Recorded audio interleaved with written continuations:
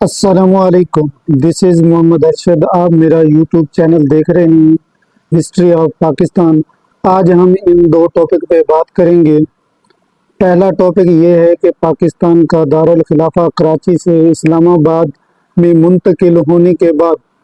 پاکستان نے کیا کھویا، کیا پایا۔ دوسرا ٹاپک یہ ہے کہ سینٹ کی قیمہ کمیٹی نے ایک بل پاس کر لیا ہے اور اس بل کے پاس ہونے کے بعد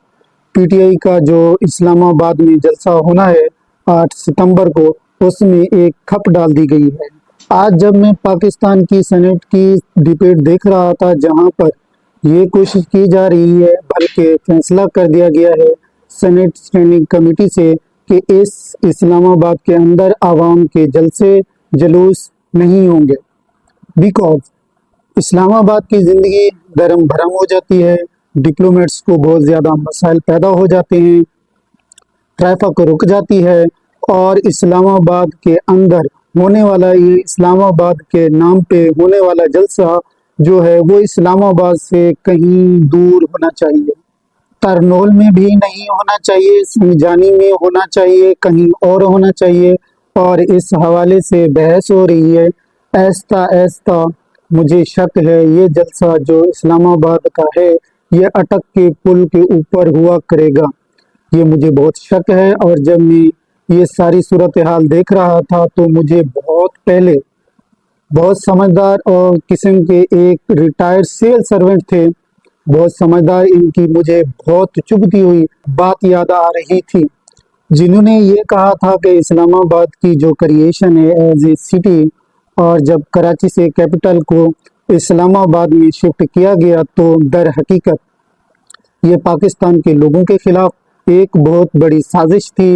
اور کسی ایک اقدام نے پاکستان کی تقدیر، مقدر اور مستقبل کو اور قسمت کو اتنا نقصان نہیں پہنچایا جتنا اسلام آباد کی کریشن نے پہنچایا ہے۔ یہ کیا معاملہ ہے، یہ میں کیوں کہہ رہا ہوں، میں آپ کو بہت اچھی طرح سے ایکسپلین کروں گا۔ اب اسلام آباد کا خوبصورت شہر جو ہے، اس کی جو کریشن تھی اور دارالخلافہ کیپٹل سٹی کراچی سے اسلام آباد شفٹ کرنا کیوں پاکستان کے لوگوں کے خلاف اور پاکستان کی ریاست کے خلاف ایک گھناؤنی سازش تھی، اور کیسے اس خوبصورت شہر نے پاکستان کی تاریخ کو مسخ کر دیا اور پاکستان کے مستقبل کو تاریخ کر دیا۔ بالکل ہم سب پاکستان کے اس خوبصورت دارالخلافہ کے اوپر بہت زیادہ فخر کرتے ہیں۔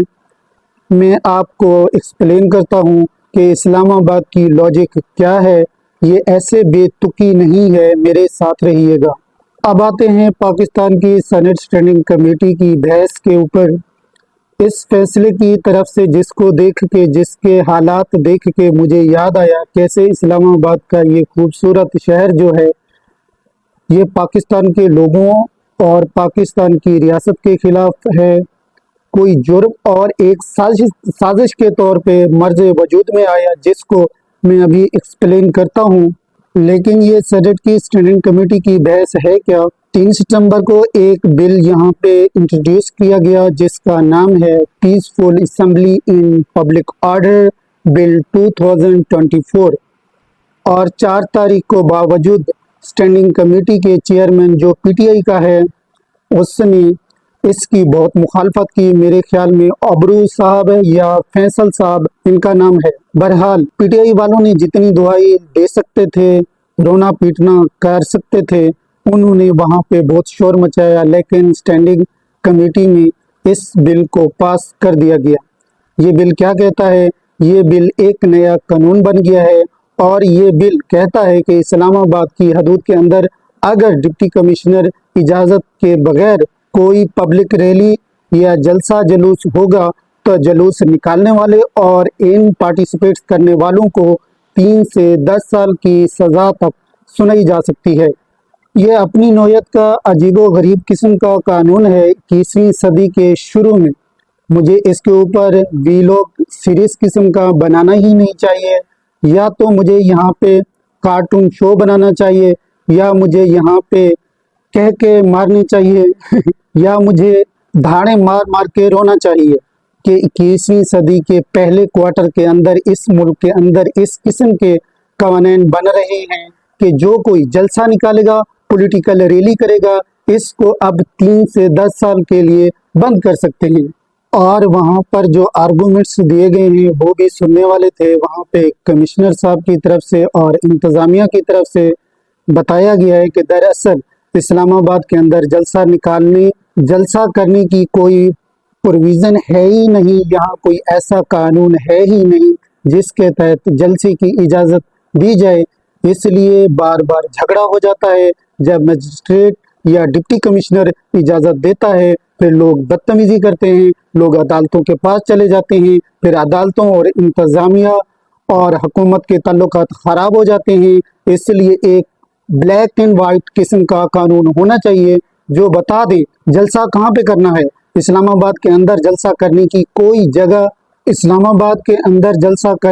کوئی جگہ ڈیزیگنیٹڈ ہی نہیں ہے۔ ایک یہاں پر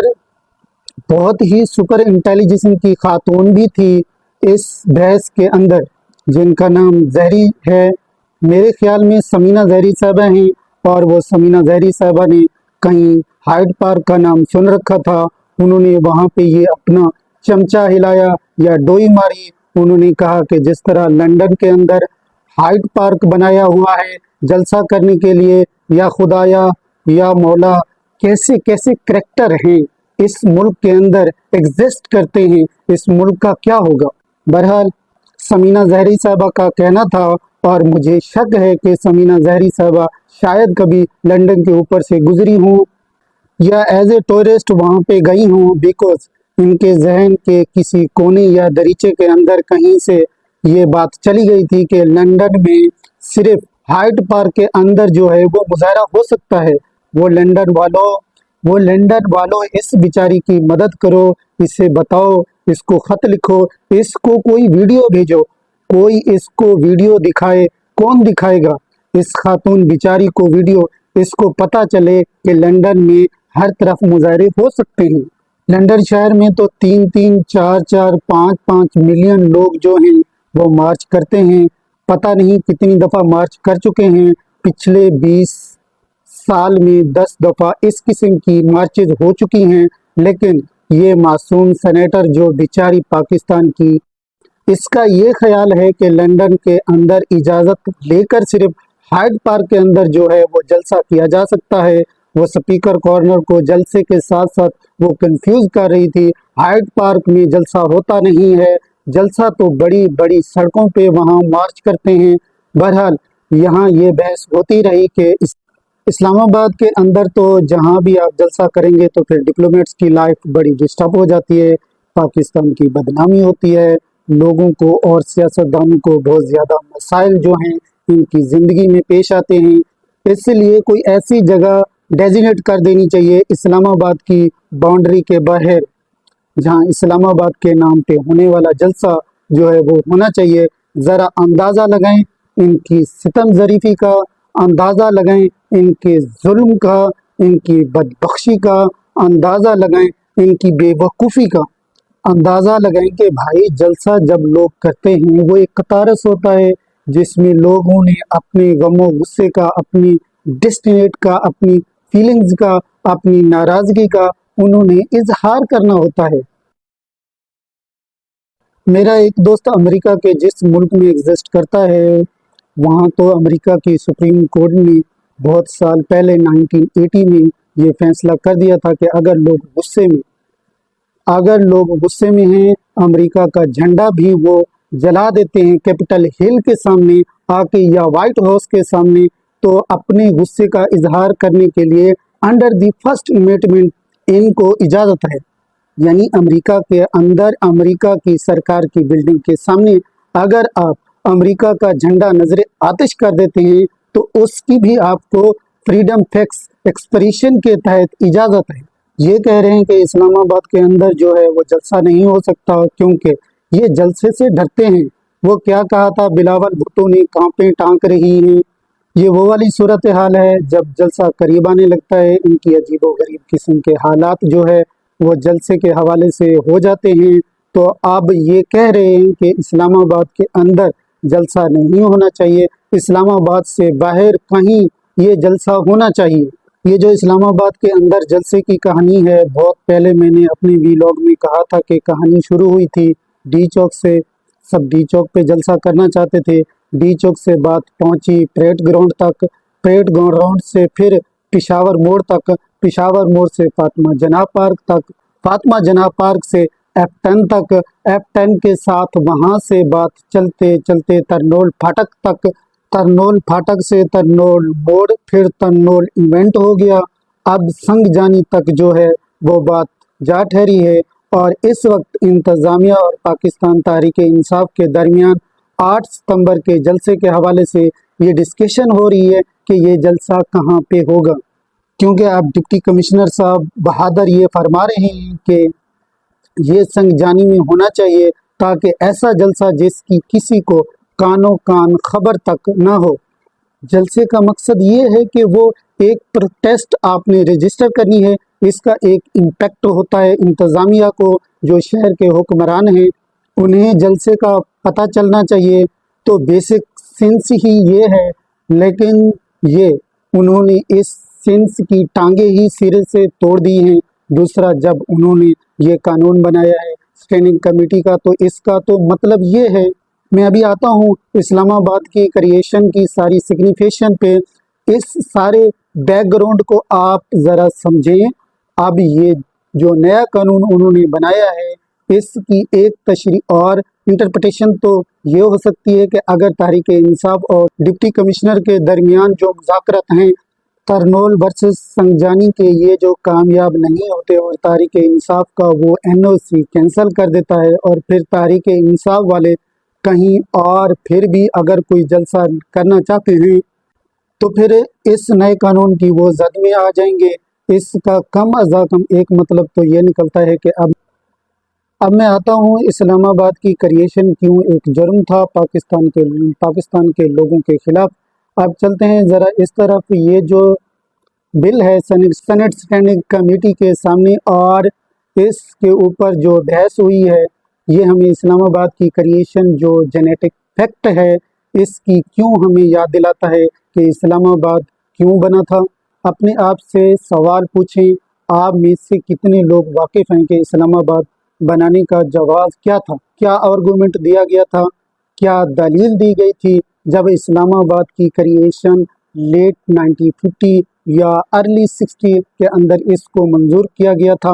پہلے تھوڑی سی بحث دیکھ لیں۔ یہ جو اسٹینڈنگ کمیٹی کے سامنے بل 3 ستمبر کو آیا، اس سے موو کیا PMLN کے سینیٹر عرفان صدیقی صاحب نے، جو ایک زمانے میں قلم انہوں نے اٹھایا ہوا تھا۔ آپ کو یاد ہوگا کہ ان کی بڑی خوبصورت ایک تصویر ہے، عمران خان کے زمانے میں گرفتار ہو گئے تھے، ہاتھ میں قلم پکڑا ہوا تھا اور پورے پاکستان میں کھپ پڑ گئی تھی۔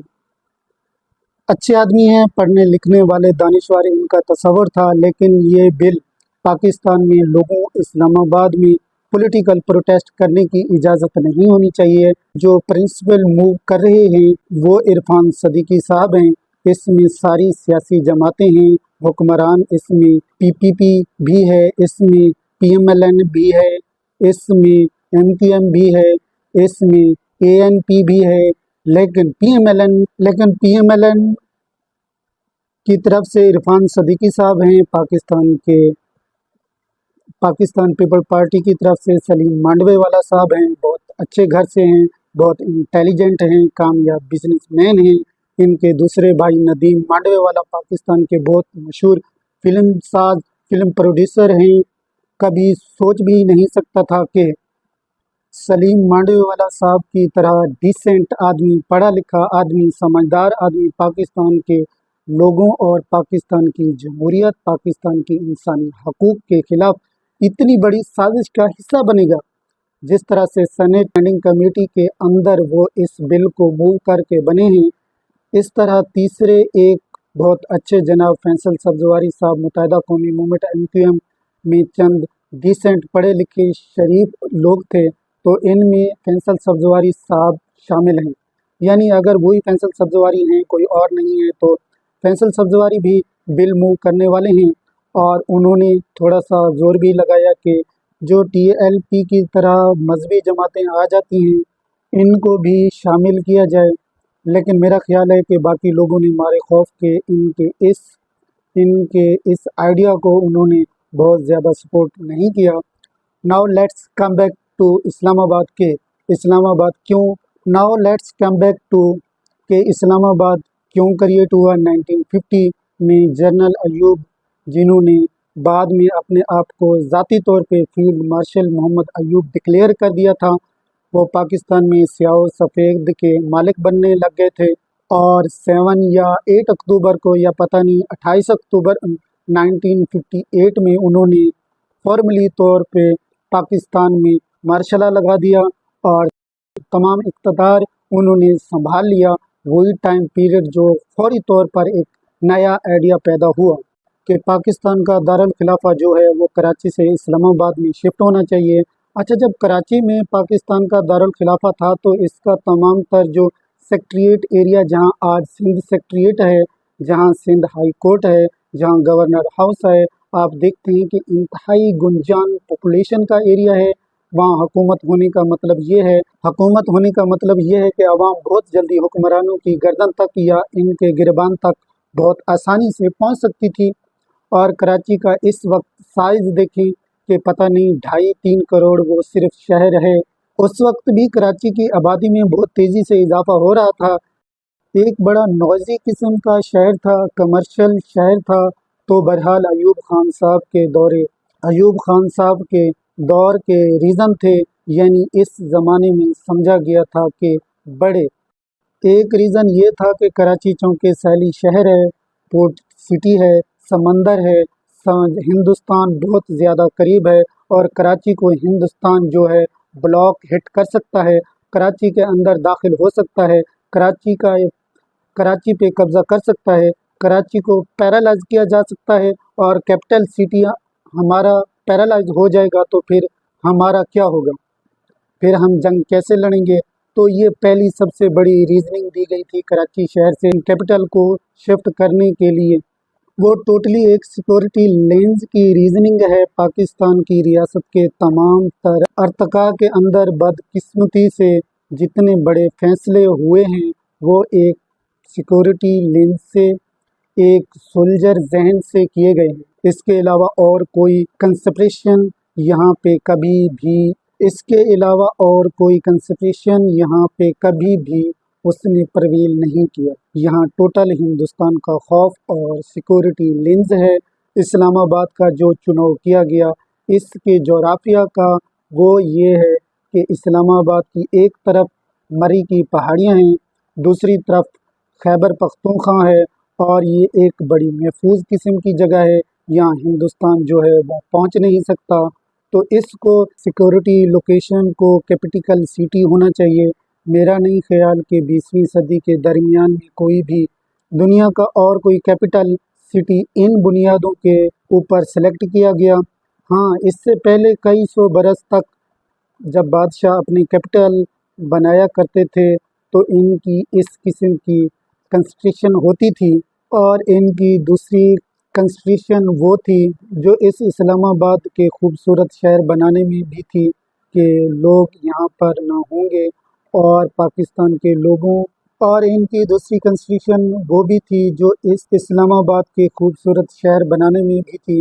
کہ لوگ یہاں پہ نہ ہوں اور پاکستان کے لوگ اس سے باہر رہ جائیں۔ کچھ سال پہلے آپ کو یاد ہوگا ایک فلم تھی یا کوئی ڈاکومنٹری ہوئی تھی جس کا یہ جوک تھا، so you get out of Islamabad and you get into Pakistan,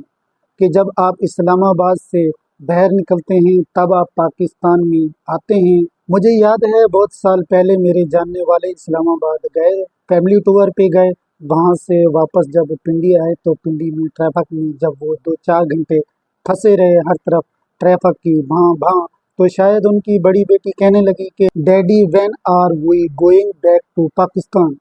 تو ان کے بچوں کے ذہن میں بھی یہ تھا کہ اسلام آباد پاکستان ہے، یہ باقی جتنا گند بلا اسلام آباد کے باہر ہے در حقیقت پاکستان ہی نہیں ہے۔ تو ایوب خان کو بھی لوگوں سے بڑی چڑ تھی بادشاہوں کی طرح، اور ان کو یہ احساس بھی تھا کہ میری اگر حکمرانی کراچی شہر سے ہوگی تو لوگوں کے ہاتھ میرے گربان تک پہنچ جائیں گے، یقین مانیے اگر اسلام آباد کا یہ جعلی مصنوعی سول لیس جس کی کوئی روح ہی نہیں ہے، صرف اس کی خوبصورت عمارتیں ہیں، یہ جو سول لیس کریکٹر لیس شہر اگر نہ کریٹ نہ ہوتا اور کراچی سے کیپٹل کو موز نہ کیا جاتا تو پاکستان کی تمام تر سیاسی اور معاشی تاریخ جو ہے بہت مختلف ہوتی، بیکاز عوام کی فیلنگ سے حکمران بہت دور نہ رہ سکتے، حکمرانوں کو عوام کا خوف ہوتا۔ جسٹ امیجن، تصور کریں کہ کراچی کے اندر پاکستان کا کیپٹل ہوتا، پاکستان کا کیپٹل ہو، سارا سیکٹریٹ وہاں پہ ہو، سیٹ اپ گورنمنٹ وہاں پہ ہو، پرائم منسٹر وہاں پہ بیٹھا ہو، ساری کیبنٹ وہاں پہ ہو۔ جب بجلی کی قیمتیں اوپر جائیں گی، جو پیٹرول کی قیمتیں اوپر جائیں گی، جب کوئی دھنگا فساد ہوگا، جب کوئی اکنامک معاشی مہنگائی ہوگی، لوگ نکلیں گے، تو آپ ان کو کیا بتائیں گے کہ جلسہ نہیں کر سکتے، کراچی کے اندر اس علاقے میں نہیں آ سکتے، یہاں ڈپٹی کمشنر صاحب سے انفارمیشن لینی پڑے گی۔ تو یہ جو ساری مصنوعی جعلی بیکاز ایروگنز کی باتیں جو اس وقت کی جا رہی ہیں، یہ بیسیکلی طور پہ اس ملک کے جینیٹک فیکٹ ہیں۔ اسلام آباد کی کریشن کا جینوٹائپ ہے، وہی دارالخلافہ اسلام آباد کا جبر ہے، جس کی تجویزیں آج عرفان صدیقی صاحب دے رہے ہیں۔